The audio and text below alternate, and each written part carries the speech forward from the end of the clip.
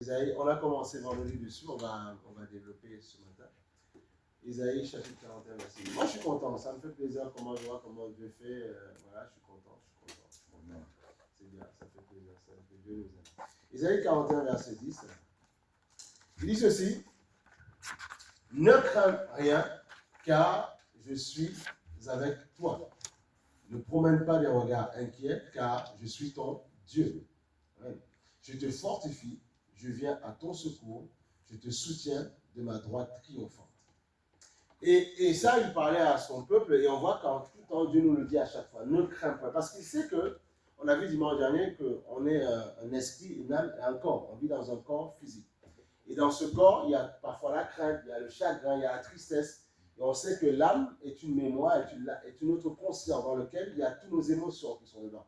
Ce qu'on a vécu dans le passé, l'enfance, comment on a été formé, le caractère, tout est logé dans l'âme. Et on a dit que l'esprit est bien disposé, ça ne veut pas dire que je suis vainqueur tout de suite, il est bien disposé pour recevoir la parole et pour transmettre cette puissance à l'âme afin que je sois délivré de toutes choses. Mais c'est pour ça qu'il faut marcher par l'esprit dans Galates 5, afin de ne pas accomplir les désirs de la chair. Les désirs de la chair, ce n'est pas uniquement... Parce que beaucoup se focalisent sur la publicité. Non, le désir de la chair, c'est la tristesse, c'est la colère, c'est la haine. Tu vois, c'est ça le désir de la chair. Et souvent, les gens se dressent bien, s'habillent bien, mais au fond d'eux, parfois, il y a parfois des choses... Il y a parfois la rancune, il y a des choses qui font mal, il y a des choses... La tristesse, tu vois. Et ça, ce sont les désirs de la chair. Et ça nous fait mal et ça nous empêche d'aller plus loin. Ça nous bloque en fait et ça nous empêche d'aller où Dieu veut qu'on aille. Et Dieu a des grands projets. En fait, quand Dieu dit, tu seras la tête et non la queue, Dieu ne blague pas avec nous. Il sait que tu es capable de faire. Quand il t'a attiré à lui, il sait que tu es capable de faire. Il sait que tu es capable de grandir, tu es capable d'aller plus loin, malgré tes faiblesses. Mais souvent, nous, on s'arrête sur ce que nous pensons et on ne s'arrête pas sur ce que Dieu pense. Voilà pourquoi il faut se porter sur Dieu. Et c'est en se portant sur Dieu, en allant de l'avant, que nous allons avoir en tout temps la victoire. Donc tu vois, il dit ceci, et donc, marchez, oui, selon l'esprit, vous n'accomplirez pas les désirs de la chair. Galates 5:16, tu vois. Et donc, si on revient à Isaïe, il dit, ne crains rien, tu vois, car je suis avec toi. Ne promène pas des regards inquiets, car je suis ton Dieu. Je te fortifie, je viens à ton secours. Je te soutiens par ma droite triomphante. Et parfois, Dieu veut nous aider, Dieu veut nous remplir, Dieu veut nous fortifier, mais souvent on n'écoute pas assez. On écoute les problèmes qu'on a, les soucis qu'on a, les complications de la vie, l'enfant qui nous embête peut-être, le mari qui nous embête, la femme qui nous embête, le collègue qui nous embête. Tu vois, on est focalisé sur nos problèmes, mais on n'est pas focalisé sur le Seigneur. Et c'est pour ça qu'il dit, chaque jour suffit sa peine. Hier, ça a été compliqué à la maison, demain, ce sera autrement. Et c'est là où il faut marcher par la foi. Parfois, c'est des choses où, depuis ma conversion, les gens ont dit, mais Seigneur, j'ai déjà entendu cette parole-là. Mais cette parole-là, tu n'as pas assez mangé, tu n'as pas assez compris, tu n'as pas eu assez le réma, la révélation pour comprendre. Ne crains pas, parce qu'il sait que tu vas craindre. Parce qu'il sait que ton travail, parfois, va te stresser. Parfois, ce que tu as envie de faire ne va pas marcher comme tu veux. Tu vas avoir peur, justement. Tu vas avoir peur des gens qui veulent t'impressionner. Ne crains pas. Il dit, je suis avec toi. Mais il faut que tu sois conscient qu'il est avec toi pour te transformer. Amen. Car je suis ton Dieu, je te fortifie, tu vois. Je te soutiens par ma droite triomphante. On a dit plusieurs fois que la droite triomphante veut dire qu'il y aura des combats. Mais triompher de quoi? Parce qu'il y aura des combats. Et ça confirme le passage qui dit, vous aurez des tribulations, mais prenez croire que j'ai vaincu le monde. Mais oui. Ma droite triomphante, ça veut dire, le chrétien doit comprendre, ou celui qui veut croire en Dieu doit comprendre qu'il va avoir des moments où ça va être compliqué. Tu dois l'accepter ça. Et te dire que, en fait, il t'a déjà dit, mais il a dit, il n'y a personne qui ne vienne à Dieu, qui n'hérite en fait des frères, des sœurs, des maisons au centuple, tu vois. Mais il a dit, sans un lot de tribulation. Il faut que le chrétien l'accepte, c'est le paquet. Mais on veut les bénédictions, on refuse.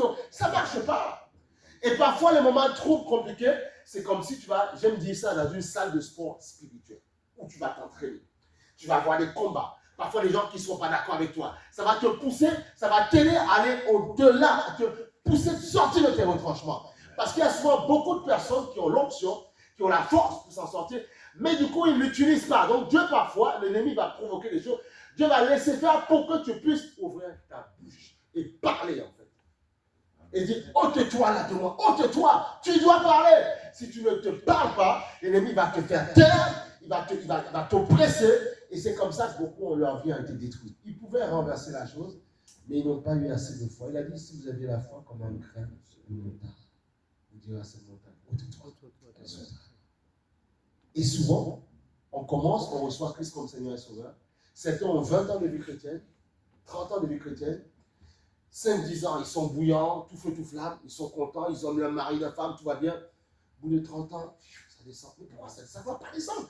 La Bible dit, si vous ne devenez pas comme ces enfants, le royaume des cieux, vous ne le verrez pas. Ça veut dire que toute notre vie, même si ça fait plus de 20 ans de vie commune que tu as avec quelqu'un, 10 ans, tu dois rester un enfant. Tu dois rester en fait ce cœur joyeux, ce cœur qui a toujours envie de rigoler avec l'autre, plaisanter avec l'autre.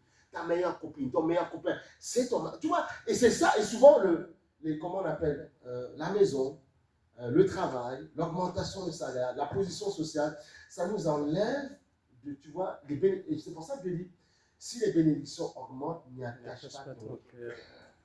Ah oui, ah oui.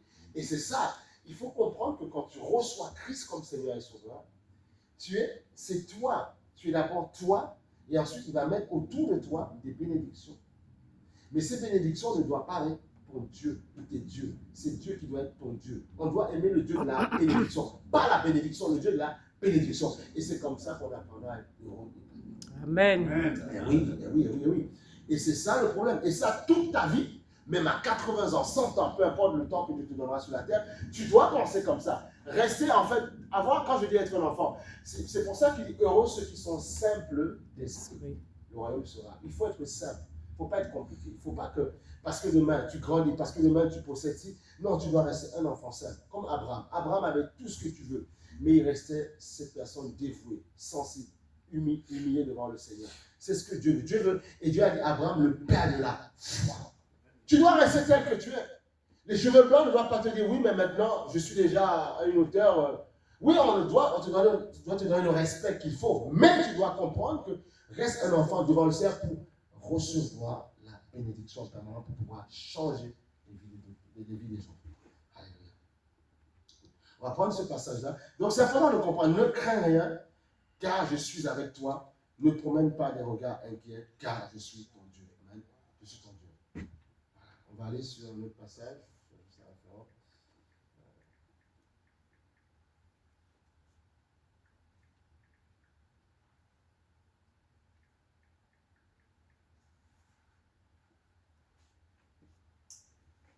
On va aller sur Psaume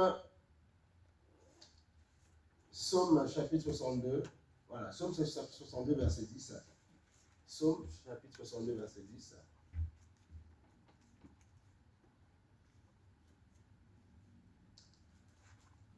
Ne vous confiez pas dans la violence. Violence verbale, violence domestique, violence, voilà. Ton mari te fait la guerre, c'est pas grave. Toi, tu bénis Dieu, tu ne rentres pas dans la guerre. Ta femme te fait la guerre, non, tu restes en paix. Ce n'est pas que tu es faible, mais c'est que tu veux. Tu sais que Satan passe par là pour pouvoir attaquer et détruire une maison. Donc, qu'est-ce que tu fais? Tu ne donnes pas de l'avantage à Satan. Amen. Même Paul savait faire ça. Okay? Ne vous confiez pas, mais par contre, quand tu pries, là, tu attaques les esprits. Amen. Tu les attaques dur. Ah, il faut frapper. Il faut être un guerrier, il faut être un combattant. Et par contre, devant la chair, tu restes tranquille. Ne vous confiez pas dans la violence et ne mettez pas un vain espoir dans la rapine. Tu vois?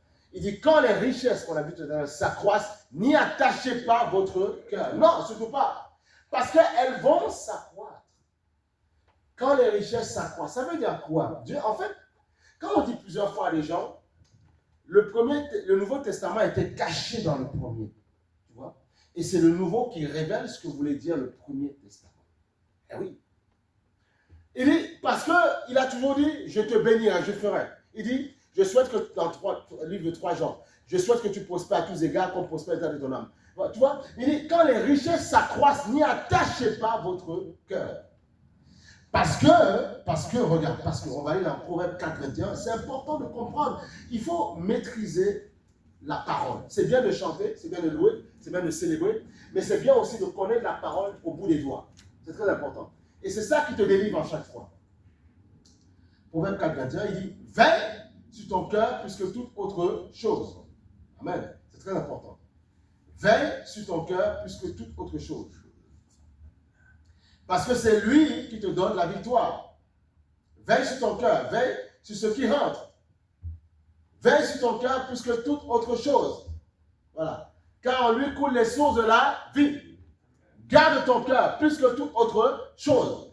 C'est-à-dire, garde ton cœur plus que ton mari, garde ton cœur plus que ta femme, garde ton cœur plus que tes enfants, garde ton cœur plus que ton église, garde ton cœur, garde ton cœur. Parce que la Bible dit, on pêche par ce qui sort du cœur, pas pour ce qui rentre, ce qui sort du cœur. On t'attaque, on te parle mal, ça enfante en toi la colère, tu t'énerves et tu détruis ta vie, tu prends les décisions qu'il ne fallait pas prendre. Voilà pourquoi il dit, reste courageux, ne crains pas. Oui, ils m'ont mal parlé, ils m'ont parlé mal, ils m'ont pas respecté. J'ai dit non, ok, l'homme ne parle, l'homme a été juste un amplificateur, une voix que l'ennemi a utilisée pour que justement tu puisses entendre. Puisqu'on a vu, il y a 2 dimanches derniers, qu'on a dit qu'on a parlé des 5 sens. On a dit que les 5 sens sont des portes d'entrée par lesquelles l'ennemi passe. Lui, voilà, tu vois, l'odorat, on sait qu'Ève a péché par les 5 sens, elle a vu, le fruit était beau, et puis elle a mangé le goût, tu vois. Elle a entendu le diable lui parler, tu vois, lui, tu vois. Elle a vu, donc tu vois, elle a entendu, elle a vu, et puis elle a touché, elle a mangé. Donc les 5 sens, comme on a dit, sont des portes d'entrée pour toucher notre cœur. Parce que limite le diable, c'est pas ta chair qui l'intéresse. Ce qui l'intéresse, c'est ton âme. Attaquer ton âme, une fois qu'il arrive à voir ton âme, eh bien là c'est fini. Avec ton esprit, c'est terminé. Mais tu vois comment Dieu a bien séquencé les choses. L'ennemi peut m'attaquer dans ma chair. Et on a vu dans Lévitique 10, 17, on a dit ceci, c'est que la chair de tout être humain, c'est son sang. Donc l'âme est liée intrinsèquement au sang. Voilà. Et il a dit on a dit ceci, c'est que l'ennemi sait qu'en attaquant ta chair, ce qu'il veut, c'est atteindre justement ton âme et atteindre ton esprit. Parce qu'il sait que l'esprit est bien disposé. Il sait que tant que ton esprit est en adoration, tant que tu adores, tant que tu aimes Dieu, il sait qu'il ne peut pas te détruire. Même s'il possède ton âme, il sait que tant que ton esprit est fort, il ne pourra pas. Donc il va attaquer, tu vois, la chair pour atteindre l'esprit justement et pour pouvoir te contrôler. Et après on dit c'est un procédé qui est là. Et oui. Mais Dieu nous aime tellement que Dieu a prévu le moyen justement de nous en sortir. Par la mort de Christ à la croix. Mais il faut l'accepter ça. Il faut l'accepter. En fait, si on a bien compris, Dieu veut faire de grandes choses dans nos vies. Des choses puissantes. Dieu veut élever son... En fait, Dieu ne blague pas, ne rigole pas avec nous. Souvent, certains chrétiens, je dis à mon épouse, ne comprennent pas ça. Ils vont dire, oui, mais telle personne, ils vont jalouser, ils vont dire, mais si. Ils vont dire, oui, mais il a touché. Non, il y a des chrétiens que Dieu a étirés. Ce n'est pas parce qu'ils n'ont touché à rien, c'est qu'ils ont compris des choses que parfois, toi et moi, on n'a pas compris. C'est tout. C'est pas parce qu'on a reçu Christ comme Seigneur et Sauveur qu'on est tous au même niveau, c'est pas vrai. Non, c'est pas. C'est là où beaucoup se trompent. C'est faux, complètement faux. Dans une classe, par exemple, tout le monde n'est pas au même niveau. On reçoit Christ, quand on reçoit Christ comme Seigneur et Sauveur, il y a certains qui viennent avec le background. Il y a des gens qui ont été, dans leur jeunesse, ils ont vécu le martyre. Certains qui ont été malmenés, certains qui ont vécu tellement de choses, tu vois. Donc, ils viennent dans l'église avec ça. Et il y en a un autre qui n'a pas vécu ça. Donc, forcément, à moins que l'autre soit violent, l'autre peut avoir un avantage sur l'autre. Ça ne veut pas dire que l'autre ne peut pas rattraper. Ça veut dire que quand tu viens dans une assemblée, dans une église, tu dois dire, Seigneur, c'est toi et moi. J'ai vécu des choses peut-être que mon frère n'a pas vécu. Le but, ce n'est pas que quelqu'un ait plus vécu des choses que l'autre. Le but, c'est que nous puissions les uns les autres nous encourager. C'est pour ça qu'on n'a pas vécu les mêmes choses. C'est pour ça qu'on dit c'est une main qui lave l'autre. Ah oui, parce que justement, ben oui, si tu n'as pas vécu, si j'ai vu certaines choses que tu vois, et que toi tu n'as pas vécu, tu vois, et tu n'as pas triomphé, tu ne pourras pas m'aider. Donc il faut absolument, c'est pour ça que Dieu peut permettre qu'il y en a un qui passe par là, l'autre qui passe par là, pour pouvoir s'aider mutuellement. C'est tout. C'est simplement ça. Donc nous sommes l'armée de Dieu. Nous sommes des guerriers que Dieu a mis en place. Mais il faut être conscient de qui tu es. Tant que tu diras non, je suis de telle nationalité, je suis africain, anti-européen, tant que tu n'avanceras pas. Dieu nous a donné un coloris. Dieu nous a donné une famille. Il t'a fait naître dans telle ou telle famille. Peu importe comment tu as atterri. Mais Dieu, ce qui l'intéresse, c'est que tu puisses comprendre que tu es un esprit. Tu as une âme et tu vis dans un corps qui est noir, blanc, tout ce que tu veux. Mais tu es un esprit. Et il attend que tu manifestes la gloire de Dieu. On a vu la semaine dernière, le monde entier attend la révélation des fils. Toi et moi, nous sommes fils de Dieu. Le monde attend que nous puissions nous révéler. Montrer qui nous sommes. C'est ce que le monde attend. On vient à l'église recevoir la parole, mais on ressort de là pour montrer que nous n'avons pas peur. Dieu veut, en fait, dans les derniers temps, qui sont dans les derniers temps, il faut comprendre que tout ce qui se passe, tout ce qu'on entend dans le monde entier, tout est prophétique. Rumeurs de guerre, en fait, famine, tout ce qui se passe, Dieu l'a déjà prophétisé. Tout ce qu'on entend dans le Golfe, dans tout ce que vous voulez là-bas en Iran, tout est déjà prophétisé. Dieu sait, tout est déjà dit en fait. Il n'y a rien de nouveau sous le soleil.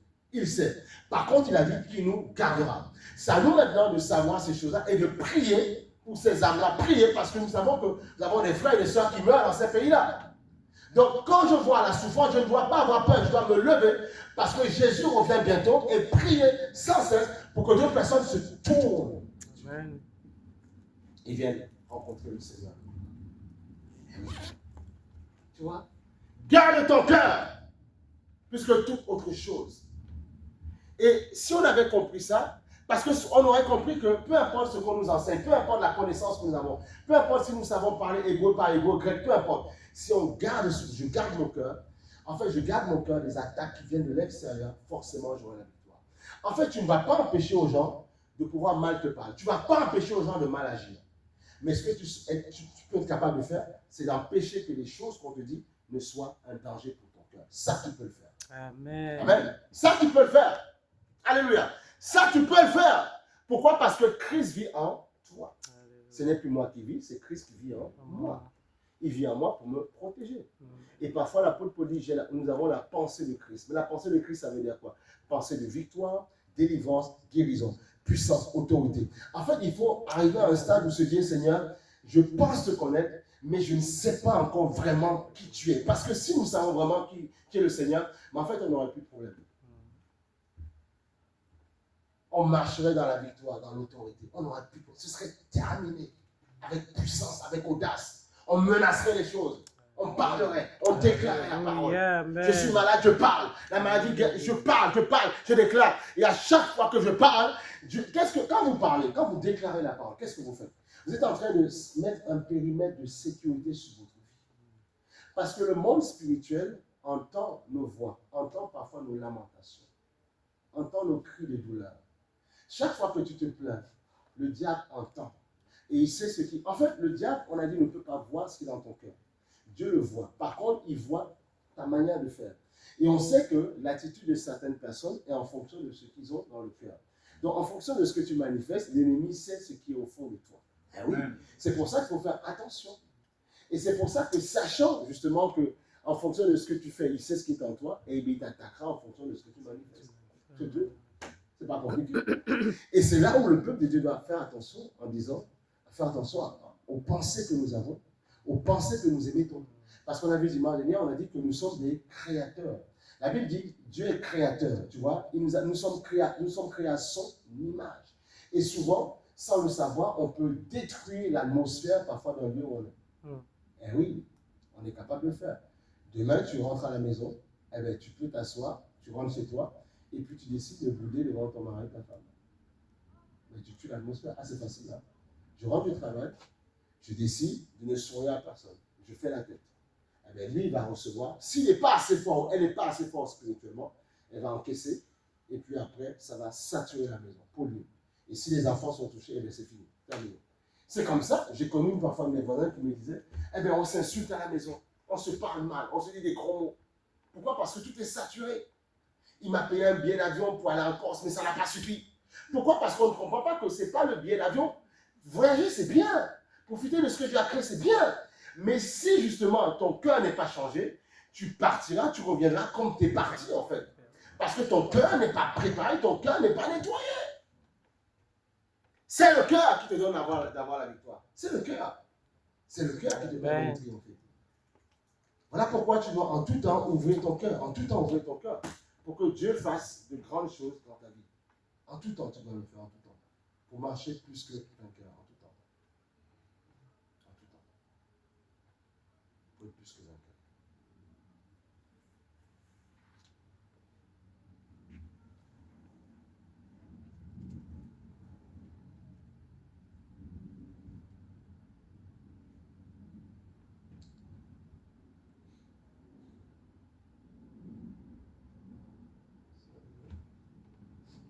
Deux Corinthiens.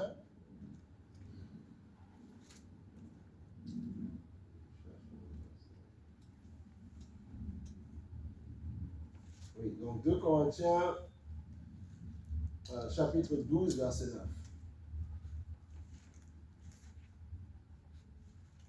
2 Corinthiens, chapitre 12, verset 9. Ça, c'est quand Paul était malade et demandait au Seigneur de faire grâce. Et on voit que le Seigneur lui a dit simplement, il m'a dit, ma grâce te suffit, car ma puissance s'accomplit dans la faiblesse. Je me glorifierai donc bien plus volontiers de mes faiblesses, afin que la puissance de Christ repose en moi. Amen. Ça veut dire quoi? Quelle que soit l'attaque, le combat qui peut arriver, tu vois, quelles que soient les choses compliquées qui peuvent venir dans ta vie, il faut te dire que parfois, c'est dans ta faiblesse que Dieu agit. Okay? Il m'a dit, ma grâce te suffit, car ma puissance s'accomplit dans la faiblesse. Voilà. Tu vois? Je me glorifierai donc plus volontiers de mes faiblesses, afin que la puissance de Christ repose en moi. Si tout va bien dans ta vie, Dieu ne peut pas se manifester. Parfois, pour se manifester, il faut que tu sois dans le manque, il faut que tu sois dans les moments compliqués de ta vie, tu vois, les moments durs. Et c'est là où la puissance de Dieu est manifeste. Et c'est là où tu peux déclarer, tu peux parler en fait. Tu peux invoquer le Dieu de puissance. Voilà pourquoi il dit, il m'a dit, ma grâce te suffit, parce qu'il invoquait le Seigneur. Il avait besoin d'être guéri, il voulait être délivré, il voulait être changé. Il dit, ma grâce te suffit, tu vois, car ma puissance s'accomplit dans la faiblesse. Alors, si parfois il peut arriver que tu sois malade, Dieu dit, gloire à moi. Ce que tu dois faire, c'est m'invoquer dans cette situation-là, pour voir comment je me glorifie, et afin qu'après, justement, tu puisses témoigner de ce que Dieu a fait dans nos vies. Parfois, les complications qui peuvent arriver dans nos vies ne sont pas là pour nous tuer. Il n'a pas dit que tu couleras, il n'a pas dit que tu sombreras, il a dit, allons vers l'autre bord. Il n'a pas dit que tu couleras, il n'a pas dit que tu sombreras, il a dit, allons sur l'autre bord, allons sur l'autre bord. Et parfois, les situations compliquées par lesquelles nous passons, c'est juste pour que nous puissions expérimenter quelque chose, justement, sur cette terre avec le Seigneur. Si tout va bien, tu n'expérimentes rien. Nous devons comprendre que quand nous avons reçu Christ comme Seigneur et Sauveur, nous ne sommes pas venus dans une religion, on est venus expérimenter quelque chose avec Dieu sur la terre. Ah oui, et expérimenter Dieu, ça veut dire qu'il va y avoir parfois des moments compliqués. Des moments donnés, il va falloir que tu utilises ta bouche, ta voix, pour parler à la situation, pour qu'elle s'en aille. Et là, tu pourras dire, mon Dieu est grand. Amen. Mon Dieu est puissant. Mais si tout va bien, tu ne peux pas remplir, tu ne peux pas palper, toucher la puissance de Dieu. Il faut parfois que ce soit compliqué, afin que tu puisses utiliser ta bouche. Voilà pourquoi, souvent, il y a des choses qui peuvent être compliquées dans notre vie.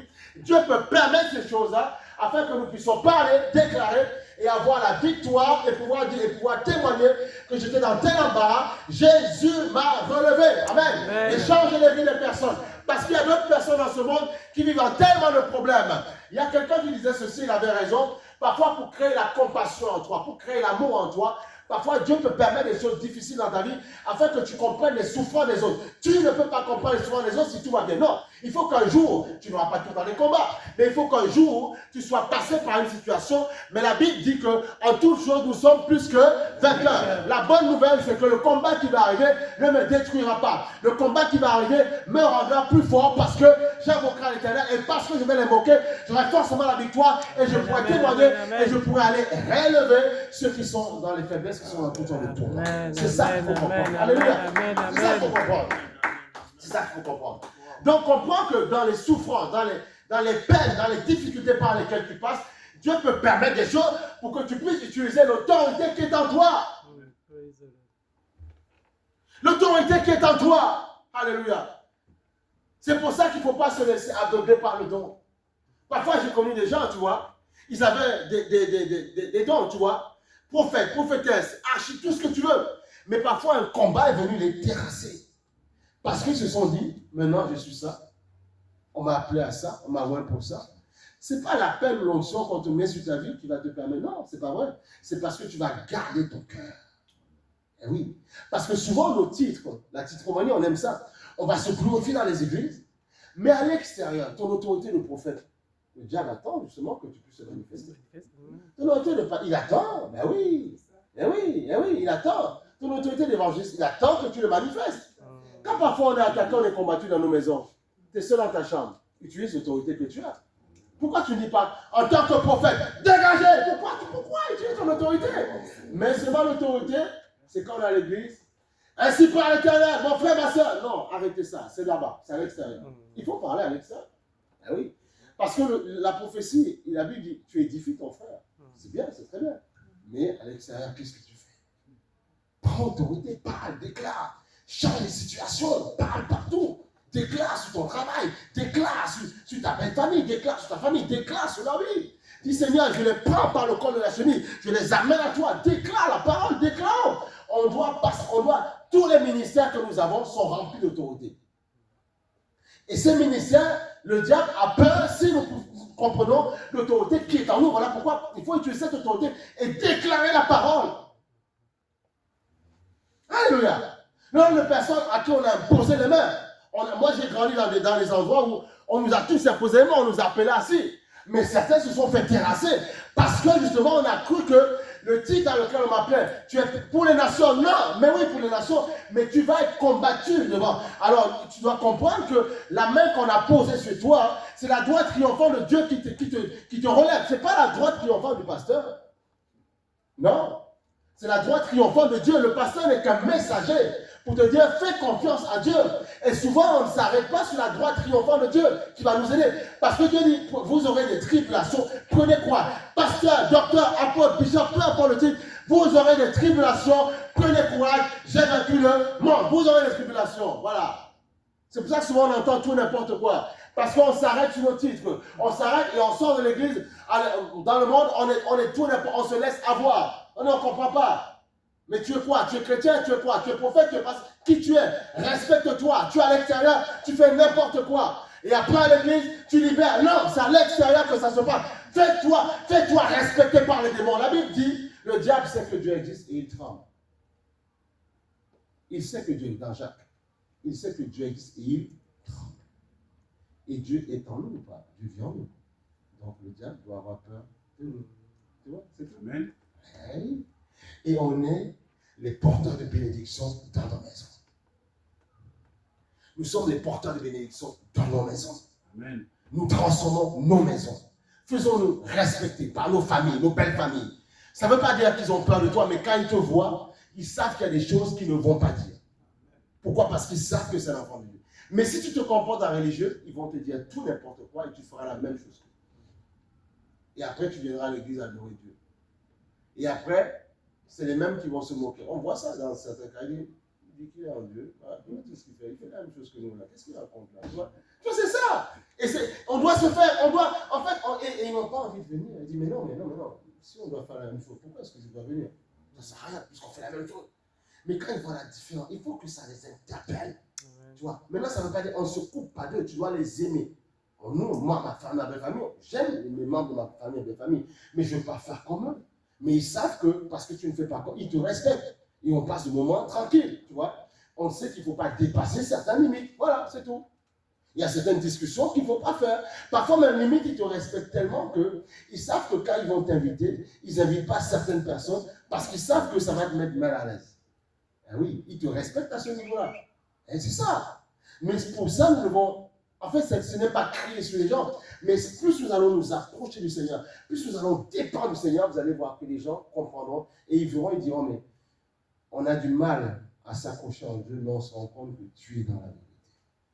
Parce qu'ils verront l'amour que tu dégages, la bonté que tu dégages, la joie que tu dégages, malgré le fait que tu sois dans le Seigneur. On a besoin de montrer à ce monde, pas la religion, mais montrer l'amour de Dieu, la bonté de Dieu, la splendeur de Dieu. Donc, utilise l'autorité que tu as, tu vois, pour pouvoir manifester la grâce du Seigneur. Tu vois? Il dit, ma grâce te suffit, car ma puissance s'accomplit dans la faiblesse. On m'a mal parlé, Seigneur, au travail. On m'a crié dessus, Seigneur. Parfois, mon responsable a été bizarre avec moi. Il dit, oui, tu as été faible, mais ma grâce s'accomplit dans ta faiblesse. Va prier. Quand tu es en pause, va prier, fais quelque chose. Et tu verras que parce que tu seras le Joseph, justement, de ton responsable, et tu sauras changer les situations. Et tu sauras justement faire en sorte que les gens aient du plaisir justement à être dans ta présence. Parce que tu auras compris justement que toi, tu es là pour pouvoir apporter l'amour, la bonté à ce monde qui a tellement besoin, qui a tellement besoin d'être changé.